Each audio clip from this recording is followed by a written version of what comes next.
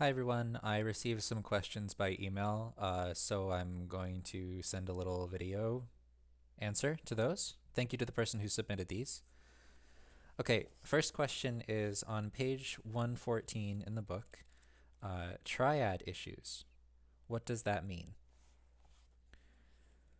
So this is in the section on the type 8, and the triad issues is a segment of each of the types. So what that's referring to is that every Enneagram type is associated with one of the three centers, also called triads. So there's the body or instinctive center in the body, the belly. There's the heart or feeling center, and there's the head or thinking center.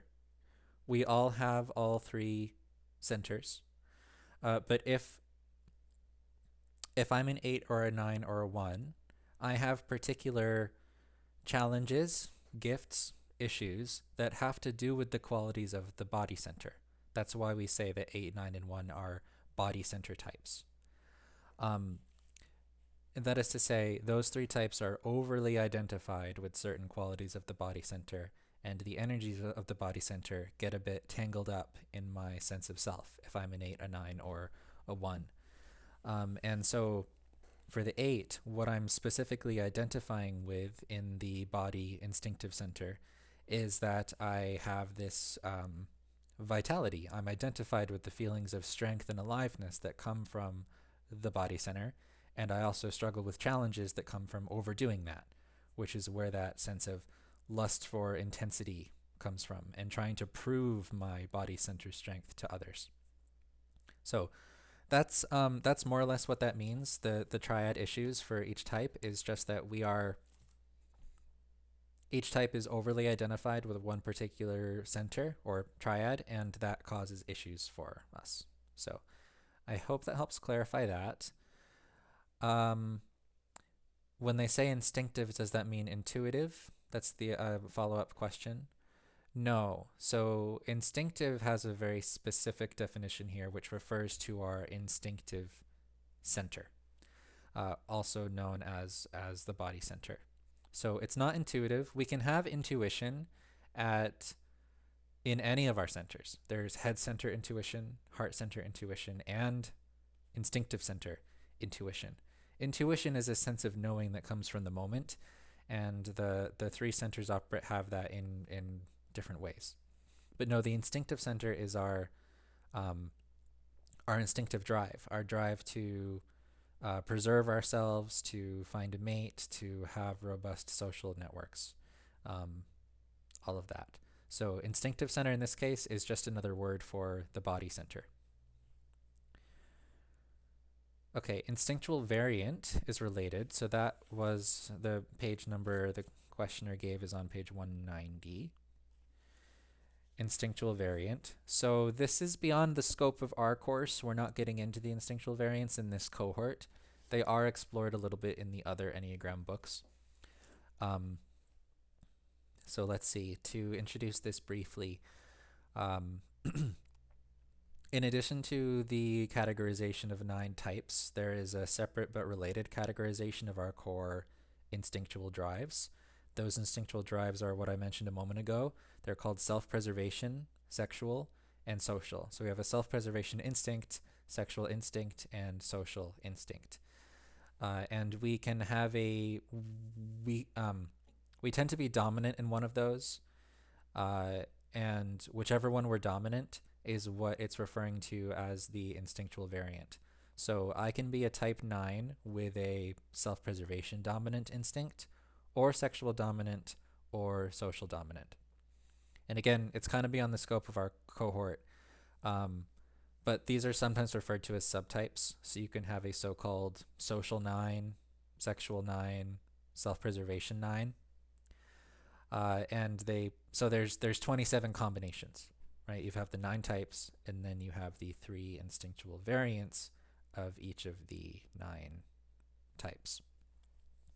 I can't get into it more than that right now because studying the instincts is basically studying a parallel system of personality structures and patterns that interfaces with the core personality types as well. So I hope that gives a sense of what it is. If you come back to the next cohort, we will be reviewing the instinctual variance when we return to the other book. So I hope you'll join for that one. There are also plenty of other books on the instinctual variance, and I'm happy to talk about it in one-on-one sessions as well if you're curious. Okay, the next one, page 241, third paragraph down, about type 9. Could you clarify what that's saying? Yeah, so I looked at this a moment ago.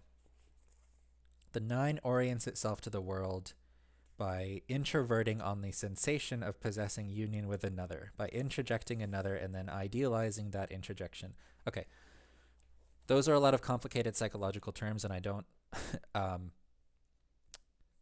blame you for wanting clarification on that. The thing to take away from that is that type 9s have this mechanism they do where they create internalized representations in their psyche of external figures. I've heard Russ Hudson call this an inner garden, or a secret garden of positive influences. Introjection means when I'm taking an energy outside and I'm creating an image of that inside. So it's the opposite of projection, where I'm throwing something out onto the outside. I'm taking what's outside and I'm projecting it internally. And so what this looks like is, as a 9, I often relate more to my internalized impressions of people than to the actual people outside myself. So I do this because as a 9, it's very important for me to maintain positive associations with people. I don't want to feel badly toward people. So I tend to bury my negative feelings and keep the positive associations in this secret garden. I do this with my childhood caretaker figures. I might do this with my friends. I'll certainly do it with a partner. And so I kind of exist in this internalized pleasant world where everything is fine with my introjected versions of the people in my life. And the real people in my life might not necessarily be like that, or they might be more complicated. They might have more negative or aggressive or difficult attributes. But as a 9, I tend to rely on these inner touchstones to stay safe. It was a mechanism of staying safe as a kid, where if I was in a chaotic environment, say my parents were volatile or the situation was volatile, internally I would create a version of that reality which was peaceful. And I could return into that and have those safe touchstones in order to feel okay, even if this chaos around me continues to unfold. So that's what that paragraph is getting at. And yes, it's a little bit of a complicated mechanism. So hope that helps. These are really great questions. I know the person was worried if they'd be too rudimentary to ask in class, but no, these are deep questions. They're important questions, and I hope this video clarifies for you, the asker, a bit, and is of interest to other people as well. So thanks for listening.